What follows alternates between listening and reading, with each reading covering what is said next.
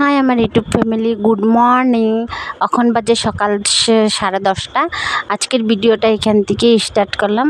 অর্চনা সরকারের নতুন একটা ভিডিও, নতুন ব্লগে আপনাদের সবাইকে স্বাগতম। চলো নতুন ভিডিও, নতুন একটা ব্লগ নিয়ে চলে এসেছি। চলো স্টার্ট করি এখান থেকে। এই দেখুন, আমি তো যেহেতু আগে বলেছি আমি শ্রাবণ মাসে নিরামিষ খাই, তার জন্য দেখুন র্যাকটা পুরাটা মুছে নিয়েছি। মুছে নিয়ে তারপর সাবান দিয়ে মুছে নিয়ে তারপরে ওখানে যে কাপড় পেতে দিচ্ছি। কাপড়টা কেন পাচ্ছি জানেন বন্ধুরা?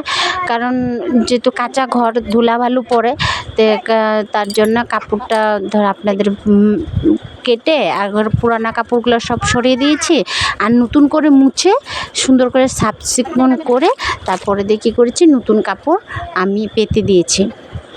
আর এদিকে দেখো মুছাটা হয়নি, এখনও মুছছি, সাবান দিয়ে ভালো করে মুছছি। তারপরে কাপড় কেটে পেতে দেবো, এখানে পেতে দিয়ে বাসন টাসন সুন্দর করে গুছিয়ে নেব। চলো আপনাদের লোক কিছু কথা আছে, আপনাদেরকে বলি। দেখুন আমার মুছা হয়েছে। আর প্রচুর গরম লাগছিলো, সেদিন রোদও দিয়েছিল, প্রচুর গরম লাগছিলো। দেখ আমি ঘেমে একদম শেষ হয়ে যাচ্ছিলাম। আর এত গরম লাগছিলো না সেদিন, মনে হচ্ছিলো যে কুয়ার ভিতরে গিয়ে চুবে থাকে এরকম লাগছিলো। কিন্তু কাজ তো করতেই হবে, কাজ তো আর ফেলে রেখে দেওয়া যাবে না, কারণ পরের দিনই শ্রাবণ মাস ঢুকে যাবে আমার, যেহেতু তার জন্য আমি জলদি করছিলাম। দেখুন গ্যাসটা আমি পুরোটা উঠাতে পারি না, যেটুকু পেরেছি আমি সেটুকু উঠিয়েছি। এক হাতে মোবাইল ধরে আর এক হাতে মুছাটা হয় না, তো আমি কোনো রকমভাবে উঠিয়েছি। যেহেতু আমার স্ট্যান্ডটা একদম ভেঙে গিয়েছে, স্ট্যান্ড একটা আনতে হবে, অর্ডার করতে হবে অনলাইনে, তার জন্য। আর এদিকে দেখুন আমার মুছা প্রায় কমপ্লিট হয়ে গিয়েছে। এখন আমি কাপড়গুলো পেতে দেবো। আর এদিকে দেখুন আমি ওদিকে আবার ঘরটা গুছিয়ে নিয়েছিলাম, প্রায় সম্পূর্ণ গুছানো হয়ে গিয়েছিলো, প্রায় গুছিয়ে নিয়েছি। আর আমাদের এখানে যেহেতু রবিবারে হাট বসে, রবিবারে বাজার হয় আমাদের এখানে। আর এইদিকে দেখুন আমার কাঁসার থালাটা না ইউজ না করতে দাগে পড়ে গিয়েছে, তার জন্য এটা না ভাবছিলাম যে পিতম্বরি দিয়ে একবার মেজে দেখব যে উঠে কি নাই। যদি উঠে যায় তো ভালো, আর না উঠলে তো আর করার কিছু নাই। পিতম্বরি বালু দিয়ে লেবু দিয়ে টক দিয়ে মেজে দেখবো দাগটা উঠে কিনা। বহুত চেষ্টা করেছিলাম, উঠে নেই। আর এদিকে দেখো আমি গুছিয়ে নিয়েছি প্রায়। আর এদিকে দেখো আমার ছোটো মেয়ে খেলছে। এই দিনটা দেখার জন্য বন্ধুরা আমি বহু দিন ধরে অপেক্ষা করছি।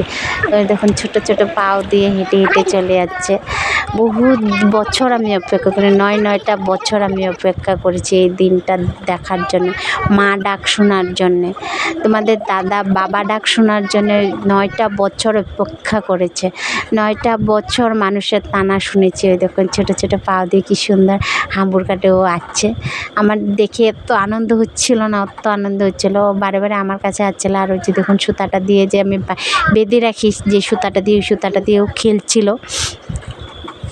আর 9 বছর পরে আমার বড় মেয়ে হয়েছে। বড় মেয়ের 1.5 বছর পরে ছোটো মেয়ে হয়েছে। দেখুন আমাকে দেখেও আমার কাছে চলে যাচ্ছে।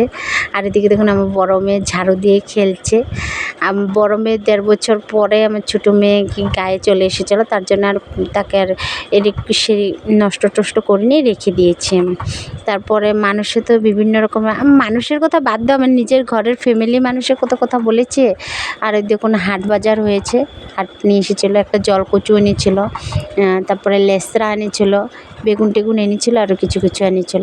আর এদিকে দেখো আমার মেয়ে কাঁদছিল, তার জন্য আমি কুলে নিয়ে তারপরে ঘর ঝাড় দিচ্ছি। আমার শ্বশুরে আমাকে বলে, তোমাদের দাদাকে বলেছিল কি যে সন্তান হচ্ছে না, তোকে চল আরেকটা বিয়ে করিয়ে দে। আজকের ভিডিওটা এতটুকু। যদি ভালো লাগে লাইক কমেন্ট শেয়ার করে দিও।